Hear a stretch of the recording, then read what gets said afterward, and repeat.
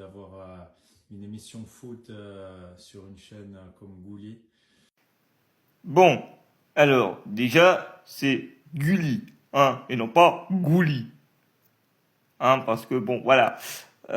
Déjà, évitez de détruire nos chaînes d'enfance, parce que je peux vous dire que la chaîne Gulli, en quelque temps, elle a bien changé, et elle va désormais proposer des programmes sportifs.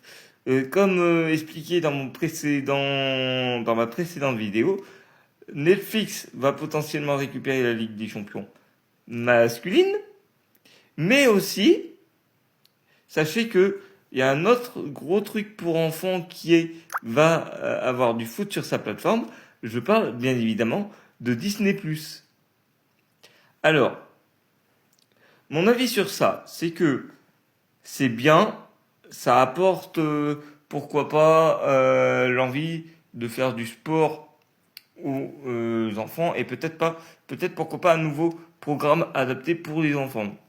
Est-ce qu'après ça va être visionné, regardé, parce que on rappelle que qui est aux manettes de Ligue 1 Plus, c'est Olivier de Taverneau, qui était aux manettes aussi du groupe M6, donc c'est pour ça que ça passe sur Gulli. Mais sincèrement, je vois pas pourquoi, je vois pas ce que ça pourrait apporter. Euh, ok, on a des stars comme Olivier Giroud et Coco Tolisso qui ont participé, mais honnêtement, je ne vois pas ce que ça va faire. Je vais le regarder, ce programme, pour vous donner un avis concret là-dessus, parce que quand même, je reste pas fermé à de la nouveauté. Au contraire, c'est ce qu'on demande. Et ce qu'on demande, on l'a obtenu, de la nouveauté et de la qualité. La, nouveau, la qualité, on l'a. La nouveauté, on va voir ce que ça va donner.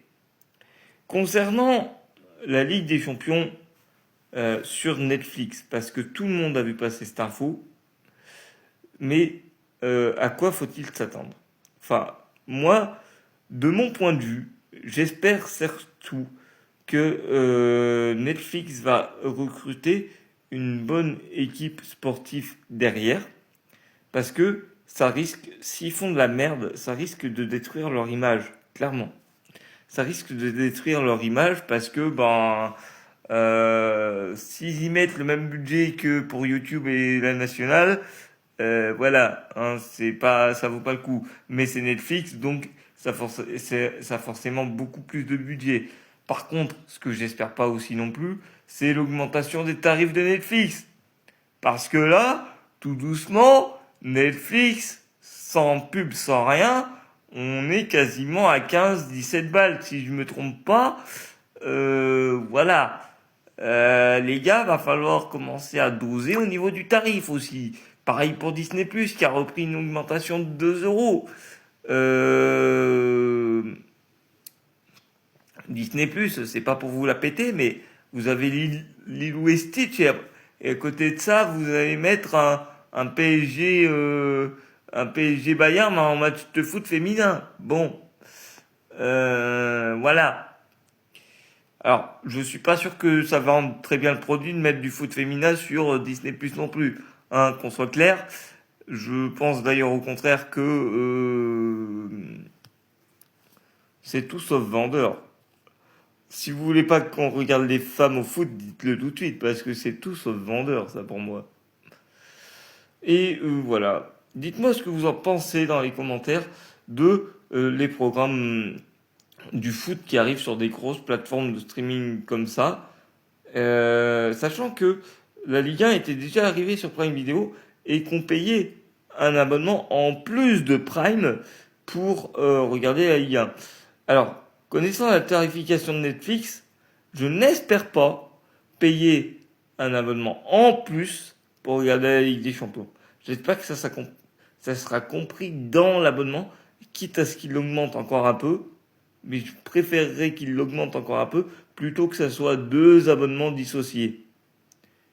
Parce que comme ça, tu profites du catalogue et c'est quand même mieux de faire comme ça, je pense. Voilà.